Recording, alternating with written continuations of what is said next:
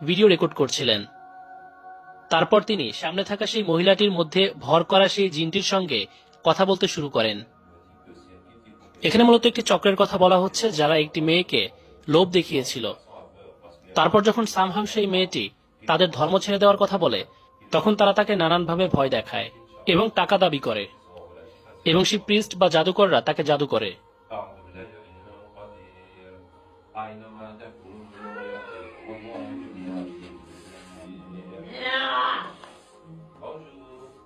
প্রথমে হুজুর জিনটিকে জিজ্ঞেস করলেন, তুমি কি মেয়েটির সঙ্গে নাকি কোনো প্রিস্ট অথবা জাদুকর তোমাকে পাঠিয়েছে?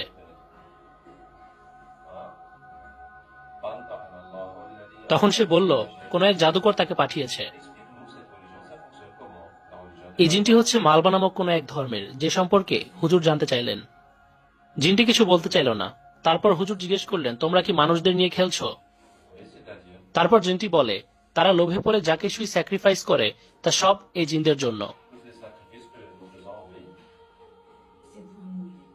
তারপর হুজুর জিজ্ঞেস করলো, শুধু জিনদের জন্য, ঈশ্বর বা পূর্বপুরুষদের কোনো আত্মাদের জন্য নয়? তারপর জিনটি বলল, না, কারণ এটি হচ্ছে জিনদের জন্য মাধ্যম। এর মানে হয়তো মূর্তিকে বুঝিয়েছে। তারপর হুজুর বললেন, এ সবকিছুর পেছনে তোমরা রয়েছো? জিনটি বলল, হ্যাঁ। হুজুর বললেন, এর বদলে তোমরা তাদেরকে কি দাও? তখন জিন বলল, কিছুই নয়। তখন হুজুর জিজ্ঞেস করলেন, এর মাধ্যমে তোমরা কি হাসিল করো? জিনটি বলল, খাদ্য এবং তাদেরকে নিয়ে হাসি তামাশা করা। এবার হুজুর জিজ্ঞেস করলেন, তোমার সঙ্গে ইবলিসের কি সম্পর্ক? জিনটি বলল, সে আমাদের পিতা। হুজুর বললেন, তুমি কি শয়তান? সে বলল, হ্যাঁ। তারপর হুজুর বললেন, নাকি ইফরিত? জিনটি বলল, না, একজন ইফরিত সেই টেম্পলে রয়েছে। হুজুর জিজ্ঞেস করলেন, প্রত্যেকটা টেম্পলে একটি করে ইফরিত আছে? সে বলল, হ্যাঁ। তারপর জিজ্ঞেস করা হলো, তার সেখানে কাজ কি? তখন সে বলল, ইফরিত তাদের উপর নজর রাখে এবং সেই সম্পর্কে ইবলিসকে খবর দেয়। তারপর হুজুর বললেন, ইফরিতরা হচ্ছে জিন এবং শয়তানের জন্য সংস্করক, এবং শয়তানরা হচ্ছে ইবলিসের সন্তান। জিনটি তারপর জিজ্ঞেস করে, তোমরা এখানে কি করছো এবং এই মানুষগুলো আমাকে ভিডিও রেকর্ডিং কেন করছে? হুজুর বললেন, এই ভিডিওটি ইন্টারনেটে আনা হবে মানুষদেরকে মাল বা ধর্ম সম্পর্কে ধারণা দিতে। জিনটি বলল, তোমরা কি আমার কার্যপ্রণালী ভঙ্গ করতে চাইছো? হুজুর বললেন, যেহেতু তুমি আমাকে জিজ্ঞেস করছো, আমি তোমাকে জাহান্নাম থেকে রক্ষা করে জান্নাতের দিকে নিয়ে আসতে চাইছি। তারপর জিনটি বলে, তোমরাই হচ্ছ তারা যারা জাহান্নামে যাবে, কারণ জাহান্নাম শুধুমাত্র মানুষদের জন্য তৈরি। হুজুর বললেন, একথা তোমাকে কে বলেছে? জিনটি বলল, জোজোলা। হুজুর জিজ্ঞেস করলেন, কে এই জোজোলা? জিনটি বলল, সে হচ্ছে আমাদের টেম্পলের একটি ইফরিত। হুজুর বললেন, আমি তাকেও ডাকবো এবং তার সাথে সাক্ষাৎ করতে পছন্দ করব। তারপর হুজুর দোয়া পড়তে শুরু করলেন এবং জুলজুলাকে ডাকলেন। জুলজুলা এসে বলল, তুমি কোন ম্যাজিকের মাধ্যমে এই কাজটি করেছো? হুজুর বললেন, আল্লাহ তাআলার কালামের মাধ্যমে। তুমি যেখানে থাকো না কেন, আল্লাহ তাআলা তোমাকে ধরে নিয়ে আসবেন। সে বলল, তুমি কে? তারপর হুজুর বললেন, আব্দুর রউফ। তুমি কি আমার সম্পর্কে শুনেছো?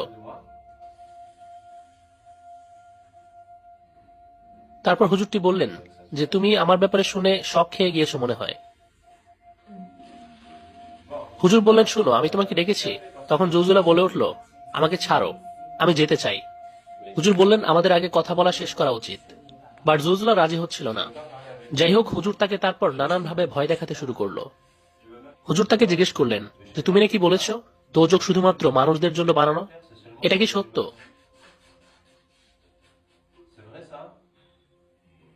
জুলজুলা বলে উঠল, অবশ্যই নয়। হুজুর বললেন, ও, তুমি তাদেরকে ধোঁকা দিয়েছ। জুলজুলা বলল, তাছাড়া তারা আমাদের জন্য কাজ করবে না যেমনটা আমরা চাই। হুজুর জিজ্ঞেস করলেন, তোমার সঙ্গে ইবলিসের সম্পর্ক কি? সে বলল, আমি তার সঙ্গে সরাসরি সম্পর্ক রাখি। হুজুর জিজ্ঞেস করলেন, তুমি কি তাকে সমস্ত কার্যক্রমের হিসাব দাও? সে বলল, হ্যাঁ। হুজুর বললেন, কিসের লিস্ট দেয়া হয়? তখন সে বলল, সমস্ত বলি এবং উৎসবের। হুজুর বললেন, যারা যারা টেম্পলে এসে বলি করেছে তাদের নামের লিস্ট দাও এবং তা ইবলিসের কাছে নিয়ে যাও। জুজুলা বলল, হ্যাঁ। তখন হুজুর জিজ্ঞেস করলেন, তার বদলে তোমাকে ইবলিস কি দেয়? জুজুলা বলল, আমি পুরো এক রাতের জন্য ইবলিসের সিংহাসনে বসার সুযোগ পাই। হুজুর বললেন, ওয়াও, সে কি তার মুকুটও তোমাদেরকে পরায়? সে বলল, হ্যাঁ। হুজুর জিজ্ঞেস করলেন, তুমি কি কখনো পেয়েছো? সে বলল, না। হুজুর বললেন তুমি কখনো পাওনি? তারপর বললেন মোহাম্মদ সাল্লাল্লাহু আলাইহি ওয়াসাল্লাম বলেছেন প্রতি রাতে শয়তানরা একত্রিত হয় এবং তাদের কার্যক্রমের হিসেব দেয়। যে সবচাইতে বেশি ক্ষতি করতে পারে মানুষের, তাকে ইবলিসের মুকুট দেওয়া হয় সেই রাতের জন্য, কিন্তু এই জোজোলা সেটি এখনো পায়নি।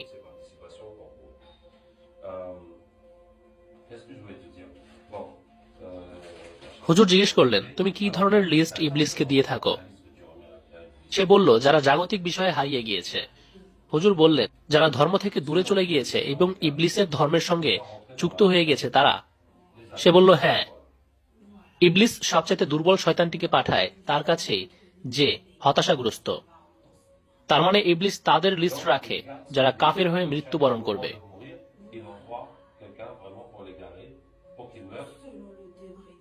তিনি বলল এটি তাদের ইমানি শক্তির উপর নির্ভর করে। হুজুর জিজ্ঞেস করলেন তোমরা কতজন এই কাজে নিয়োজিত রয়েছ? আমরা অসংখ্য পরিমাণে রয়েছি। শুধুমাত্র টেম্পলেই নয়, টেম্পলের বাইরেও ডাইনিগুলো রয়েছে। তারা ছাড়াও সেখানে কয়েক ধরনের মাওলানা রয়েছে।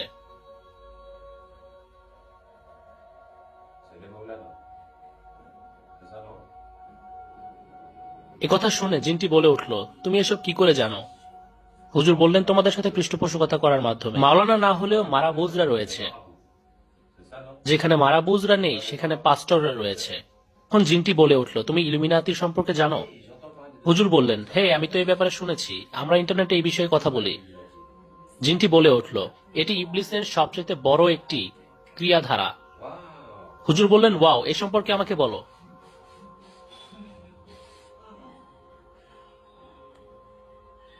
জিনটি বলল এটি অনেক বড় একটি শক্তি যা ইবলিসের, এবং খুব তাড়াতাড়ি তার বৃহত্তর ছেলে আসতে চলেছে।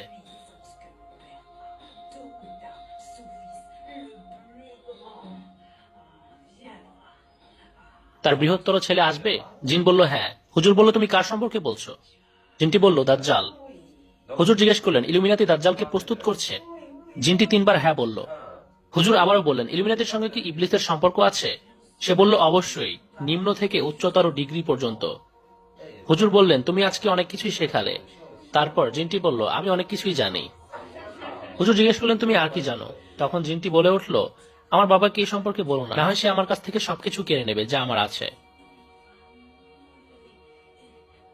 হুজুর তখন বললেন আচ্ছা তুমি আমার কানে কানে বলো। জিনটি বলল তুমি জানো প্রেসিডেন্টস এবং কিংস তারা অসংখ্য পরিমাণে আরব কান্ট্রিগুলোতে রয়েছে এবং আমরা তাদের সাথে আছি।